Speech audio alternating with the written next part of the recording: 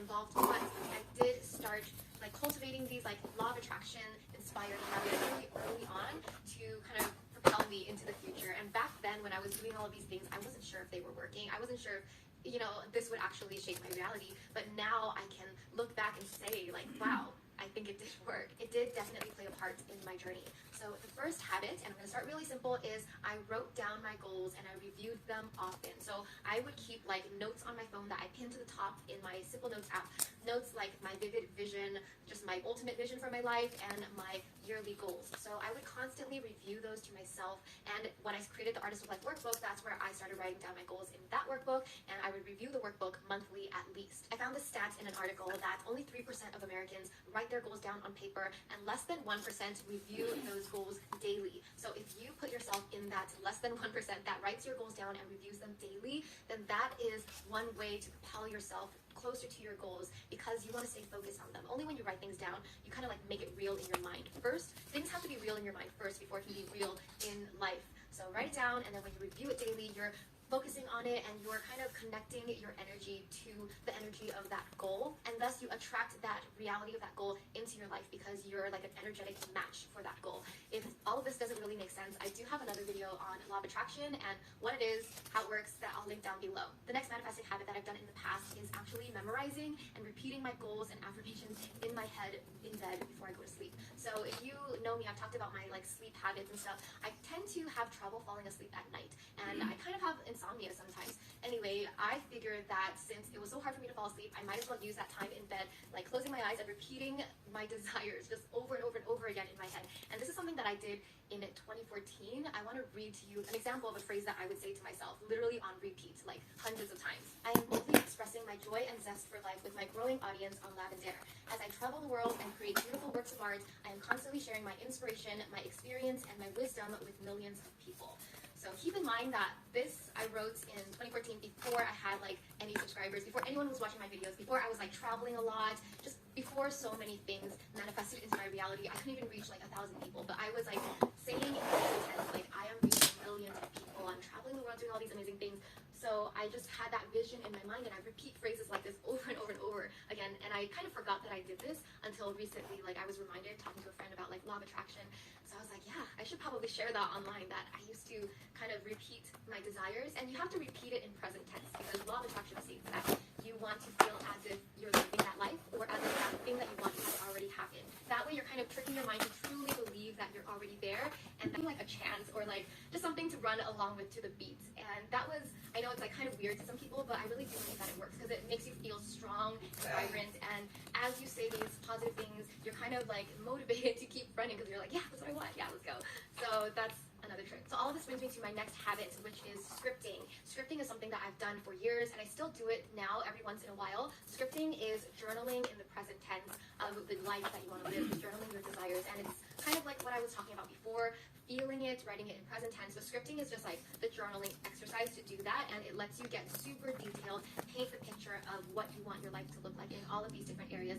And scripting, you can do it like, say, lean into the future 3 years, or even 10 years, or 20 years, and you can imagine what you want your life to look like at that moment, and write a journal entry of like what you would write if you were there. Kind of like, I woke up this morning, had a beautiful, like, I don't know, yoga session, drank a cup of tea, like really get detailed on it, and write all the wonderful things that you've accomplished and how you feel after accomplishing all of those things that you want to accomplish. And it's just a really fun thing to do. My friend Kimberly Wanyalu, she actually scripts every single morning. She's like a manifesting coach. The more you do it, the more natural it feels to write in that present tense, and you won't really be able to tell the difference between what is your reality and what is that like desired reality that you're writing in. Like you literally want to close that gap between where you really are and where you want to be. So like, you know, you'll write in a sense that you can't even tell whether it's real or not, and that's kind of the trick. The next manifesting habit is to use visuals to attract your desired reality. And I've talked about this many times. You can use a vision board. I recently made a vision board video. A vision board is just images on a board. It could be digital or physical that represents your desired life.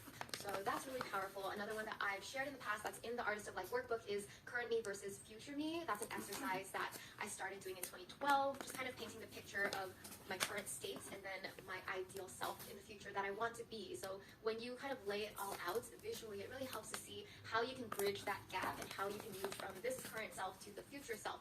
And after doing that exercise for so many years, I feel like more and more I become like that future ideal self. Especially when I look back at like the first one that I ever created, I basically have like almost everything that I wanted back then now, and it's really amazing. The next manifesting habit that I've done in the past is listening to Deepak Chopra meditations or audiobooks before I go to sleep. So as you can tell, before I go to sleep, I have a lot of time before I actually fall asleep, so I like to use that time productively. I just started listening to like Deepak Chopra meditations because I was like, okay, let me try this, maybe it'll help me fall asleep.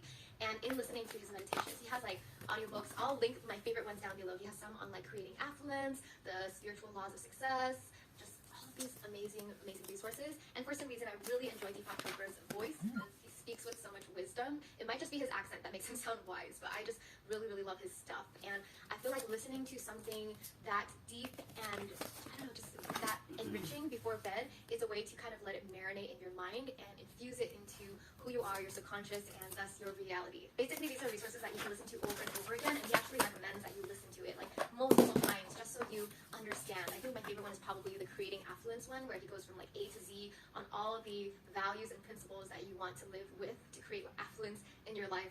And it's just something that, I don't know, I really enjoy. Maybe it'll work for you, maybe it won't, but give it a try. The last manifesting habit that changed my life is actually the most important, and I should have started with this first, but I didn't want to bore you guys because it's not new, it's something you've heard over and over again, but to cultivate a practice of gratitude and also cultivate this feeling of abundance and feeling blessed in your life.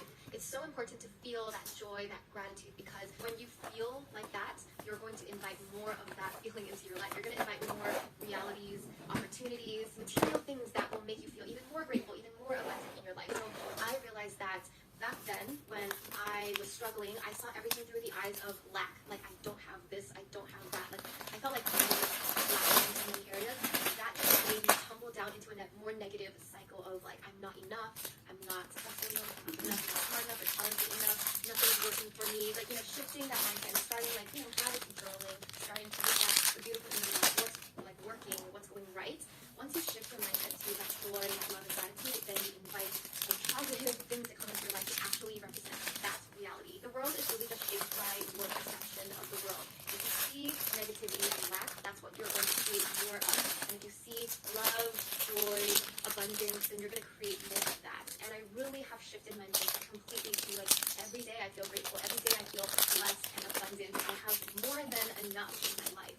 And thus, once I have that mindset, money comes to me, everything is beautiful around me. Even if you have bad days or even if you're not in the world, you still see that positive, that silver lining, and there's still so much good and beauty in the world to appreciate. So it's just that shift in perception that can change so much. And I think shifting to gratitude, joy, abundance, that is absolutely necessary. It's like the foundation, the baseline to manifest the reality that you desire. So I hope that this video helped you. I shared some of the manifesting secrets. Let me know if you decide to try any of these. Let me know if you have any manifestation stories of your own. Leave them down below. And if you have any questions or more videos that you want me to make about this, let me know. Sending you so much love. Bye guys. Have a great day.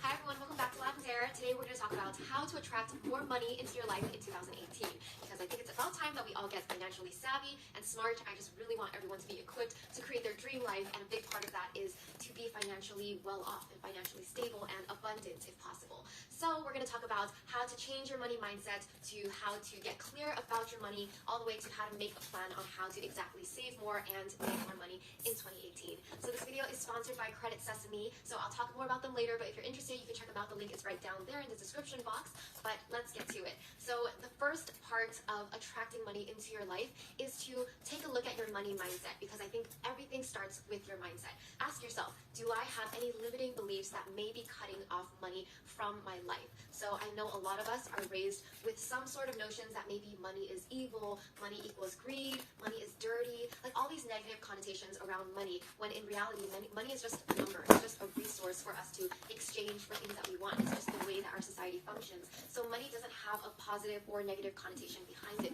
My personal limiting belief that I had in the beginning of my career was that money and art cannot exist together. I thought if you wanted to be a good artist, you have to sacrifice money.